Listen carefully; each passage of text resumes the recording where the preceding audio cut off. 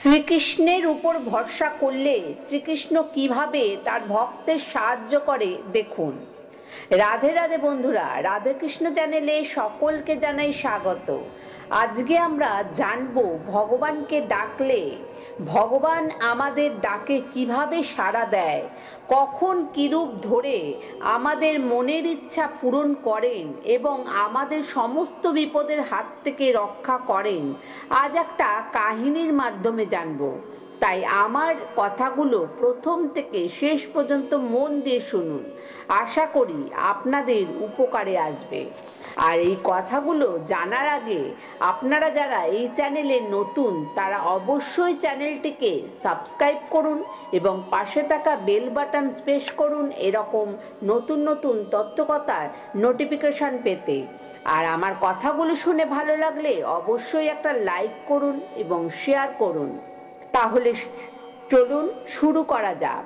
বন্ধুরা, নামদেব নামে এক কৃষ্ণ ভক্ত ছিল। তিনি খুবই দরিদ্র ছিলেন। তিনি একটি গ্রামে নামদেব আর তার স্ত্রী এবং দুই সন্তানদের নিয়ে ছোট্ট ঘরে থাকতেন। একদিন সকালবেলায় নামদেব তার নিজের হাতে তৈরি করা একটা চাদর নিয়ে বাজারে বিক্রি করার উদ্দেশ্যে রওনা দিলেন। তখন তার স্ত্রী তাকে বললেন, কাল থেকে ঘরে কোনো খাবার নেই, চাল না তেল নুন ডাল সবই শেষ হয়ে গেছে। তাই বাজার থেকে ফেরার সময় বাড়ির জন্য রেশন সামগ্রী নিয়ে আসতে বলছে। তখন ভক্ত নামদেব বললেন, গোপালের কৃপায় দেখা যাক কপালে কি আছে। যদি আজ চাদরখানা বিক্রি করে ভালো দাম পাওয়া যায় তাহলে আজ সব কিছুই নিয়ে আসব। তার স্ত্রী বলল, ভালো দাম পাও না পেলেও বিক্রি করে যে করেই হোক অন্তত কিছু বাজার থেকে কিছু নিয়ে এসো, না হলে যে ঘরে বাচ্চা দুটো আজ না খেয়ে থাকবে। আমরা বড়রা খিদে সহ্য করে থাকতে পারবো, কিন্তু ছেলে মেয়ে দুটো এখনো যে ছোট, ওদের কিভাবে বোঝাবো? কাল থেকে যে দুটো অন্ন ছাড়া কিছুই খেতে দিতে পারেনি, অন্তত তাদের জন্য কিছু নিয়ে এসো। তখন নামদেব বললেন, সবই যে গোপালের ইচ্ছে গো। এই বলে তো নামদেব বাজারের উদ্দেশ্যে রওনা দিলেন। বাজারে প্রবেশ করতে একজন লোক নামদেবকে বলল, বাহ, তুমি যে চাদরখানা খুব সুন্দর বুনেছ। লোকটি আরো অনেক কথা বলতে থাকে। তখন নামদেবের চোখ যায় দূরে রাস্তার পাশে একটা বৃদ্ধ লোক শুয়ে আছে। নামদেব তার কাছে যায় এবং জিজ্ঞাসা করে, আপনার কি হয়েছে? এইভাবে রাস্তার পাশে শুয়ে আছেন কেন? ওই বৃদ্ধ ফকির ঠান্ডায় কাঁপতে কাঁপতে নামদেবকে বলে, ভগবানের নামে এই ভিখারির ঝুলিতে ওই চাদরখানা আমাকে দিয়ে দিন, আমি যে আর ঠান্ডা সহ্য করতে পারছি না। নামদেব লোকটির কষ্ট দেখে ওই চাদরখানা ফকিরকে দান করে দিলেন। দান করার পরে যখন নামদেব বাড়ির যাওয়ার উদ্দেশ্যে চলতে শুরু করেন, তখন তার পরিবারের সদস্যদের ক্ষুধার্ত মুখগুলো চোখের সামনে ভেসে ওঠে। তখন তার মনে পড়ে বাড়ির থেকে আসার সময় তার স্ত্রী তাকে বলেছিল, সমস্ত খাবার শেষ হয়ে গেছে, বাচ্চা দুটোর মুখে দেওয়ার মতো কোনো খাবারই অবশিষ্ট নেই। তাই দাম কম হলেও চাদরখানা বিক্রি করে বাচ্চাদের জন্য অন্তত কিছু খাবার নিয়ে এসো। নামদেব ভাবছে, দাম তো ছাড়ো, চাদরখানি তো দান নিয়েই চলে গেল। এবার নামদেব রাস্তার পাশে একটা গাছের নিচে বসে পড়লেন এবং মনে মনে বলতে লাগলেন, সবই যে ভগবানের ইচ্ছা। যখন তিনি সমগ্র সৃষ্টির সারমর্ম পূর্ণ করেছে, তখন তিনি নিশ্চয়ই আমার পরিবারকেও খেয়াল রাখবে। এবার ভক্ত নামদেব তার গোপালের নাম নিয়ে ধ্যানে মগ্ন হয়ে পড়েন। এদিকে তখন একটি মাঝবয়সী লোক নামদেবের কুঁড়ে ঘরে এসে কড়া নাড়তে লাগলেন আর বলতে লাগলেন, বাড়িতে কেউ আছেন? তখন নামদেবের স্ত্রী জিজ্ঞাসা করলেন, কে আপনি, কাকে চাই? এবার বাইরে থেকে লোকটি বলল, আচ্ছা এটা কি নামদেবের বাড়ি? তখন ভেতর থেকে নামদেবের স্ত্রী বলল, হ্যাঁ, এটাই নামদেবের বাড়ি, কিন্তু আপনি কি কিছু সাহায্য চাইছেন? তখন ঘরের বাইরে থেকে লোকটি বলল, নামদেবের পরিবারকে ধন্য, তার ঘরে যে কিছুই নেই, তাও সাহায্য করার জন্য তার অন্তরের কৌতূহল জেগে উঠেছে। লোকটি বলল, দরজা খুলুন মা। নামদেবের স্ত্রী বলল, কিন্তু আপনি কে? লোকটি তখন বলল, নামদেব যেমন গোপালের সেবক, তেমনি একইভাবে আমি নামদেবের সেবক। এই রেশন আর প্রয়োজনীয় সামগ্রীগুলো রেখে দিন। এবার নামদেবের স্ত্রী দরজা পুরোপুরি খুলে দিল। এরপর বাড়িতে এত রেশন আসতে শুরু করলো যে নামদেবের স্ত্রী অবাক হয়ে যায়। আর ঘরে এত পরিমাণ রেশন আসতে শুরু করে যে ঘরে থাকা মানুষগুলো থাকার জায়গা কম পড়ে যাবে। তখন নামদেবের স্ত্রী ভাবতে লাগলেন, তার স্বামী এত জিনিস পাঠিয়েছে। তিনি অবাক হয়ে বললেন, আপনি ভুল করে অন্যের জিনিস আমার বাড়িতে নিয়ে আসেননি তো? লোকটি তখন বলল, না না, আমার কোনো ভুল হয়নি।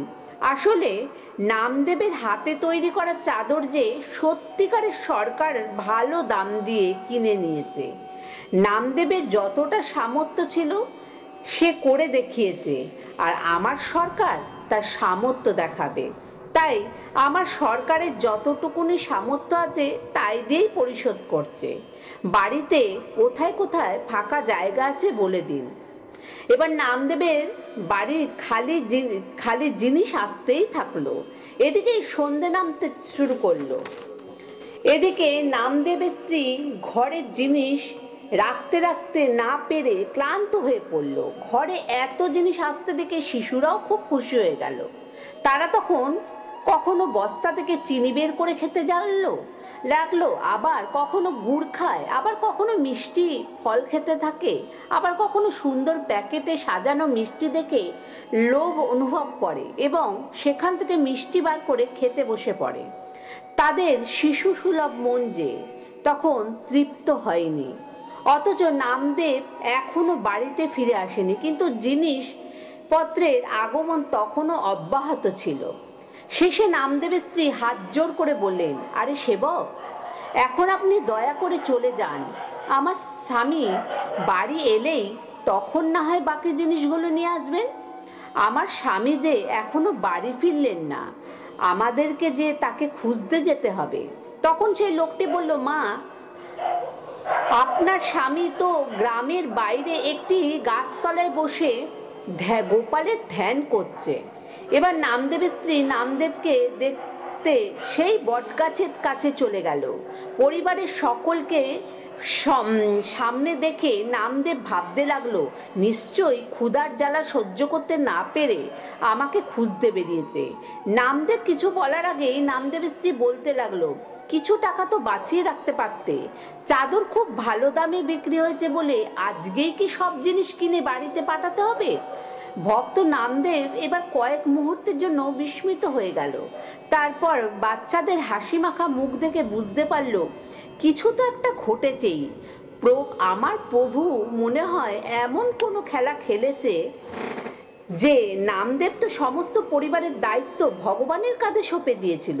তাই নামদেবের স্ত্রী তখনও বলতে থাকে যে তুমি যে ভালো সরকারের কাছে চাদর বিক্রি করেছো, সেই সরকার তার জিনিস পাঠানো বন্ধ করেনি। জানি না তিনি কত বছরের জন্য রেশন পাঠিয়ে চলেছে। দয়া করে তুমি সেই সেবককে অনুরোধ করো যে তিনি যেন এবার একটু বিশ্রাম নেন। আর আমাদের বাড়িতেও যে আর জিনিসপত্র রাখার জায়গা নেই। আমি তাকে বলে এসেছি যে আমার স্বামী বাড়ি ফিরলে না হয় জিনিসপত্র নিয়ে আসবেন, এখন একটু বিশ্রাম নিন। এই বলে তাকে অপেক্ষায় রেখে আমরা চলে এসেছি। আর তিনি তো বললেন তুমি নাকি এখানে বসে আছো। ভক্ত নামদেব তার স্ত্রীর কথা শুনে হাসতে লাগলেন। তিনি বুঝতে পারলেন যে ঠান্ডায় কাঁপছিল যে বৃদ্ধ, তিনি আসলে ভগবান ছিলেন। তিনি স্বয়ং ভগবান শ্রীকৃষ্ণ। আর তিনি এত জিনিসপত্র বাড়িতে নিয়ে এসেছেন, এটা তারই মহিমা। নামদেব এবার তাড়াতাড়ি করে বাড়ির দিকে রওনা দিলেন। বাড়ি ফিরে সে দেখেন ঘর ভর্তি সব জিনিসপত্র, কিন্তু কোথাও কোনো মানুষজন নেই।